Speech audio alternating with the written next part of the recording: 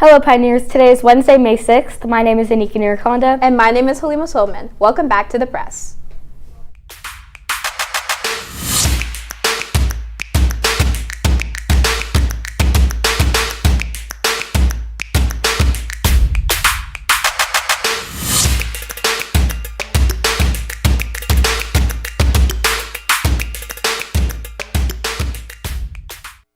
Starting out today's show, here's Rihanna with a look into recent tensions. Rihanna?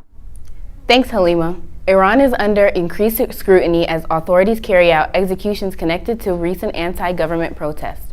Reports suggest a large number of protesters have been killed during the crackdown, with concerns continuing to grow over the scale of the violence. Officials are also accused of rushing trials for those arrested, raising serious human rights concerns. Despite some signs, the pace of executions may be slowing. Tensions remain high and arrests are ongoing. Before we go back to the desk, here's Olivia with a look into the recent disputes between President Donald Trump and the Pope. Olivia? Hi Pioneers, today we're going to be talking about the controversy regarding Pope and Trump. April 2026, Pope Leo XIV and Donald Trump have been in recent conflict over the war with Iran. On February 28, 2026, the U.S. launched coordinated attacks on Iran. 40 days after a ceasefire was announced on April 8, 2026.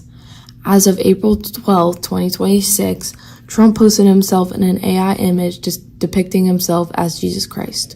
Quote, "It's supposed to be me as a doctor, making people better, and I do make people better," end quote, stated by Trump in an interview with CNN. Then on Sunday night, Trump tweeted about Pope Leo stating, quote, "Weak on crime and terrible for foreign policy," end quote. An ally of Trump's Religious Liberty Commission, Bishop Robert Barron, stated that the post was, quote, "entirely inappropriate and disrespectful," end quote, and also stated that, quote, "the president owes the Pope an apology," end quote. That's all for today, Pioneers. Now back to the desk. Thanks, Olivia. Gas prices are rising again as tensions involving Iran continue to disrupt global oil supplies, particularly around the Strait of Hormuz. The key shipping route, which carries a significant share of the world's oil, has faced closures and attacks, pushing crude oil prices higher. Experts warn that if the disruptions persist, Americans could see even higher prices at the pump in the coming weeks. While the U.S. is somewhat insulated as a major oil producer, global market instability is still driving up costs. In California alone, gas prices have risen to over $7 a gallon, impacting locals and travelers alike. The conflict has also sparked strong reactions online. Recent statements from Donald Trump have drawn attention as he warned that Iran must meet U.S. demands quickly or face serious consequences.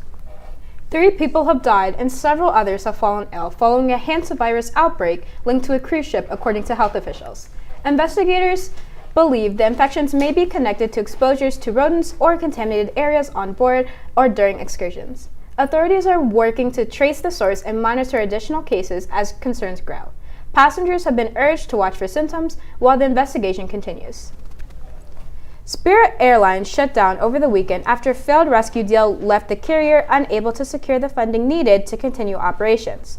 The collapse comes after months of financial strain, service disruptions, and unsuccessful attempts to stabilize the airline.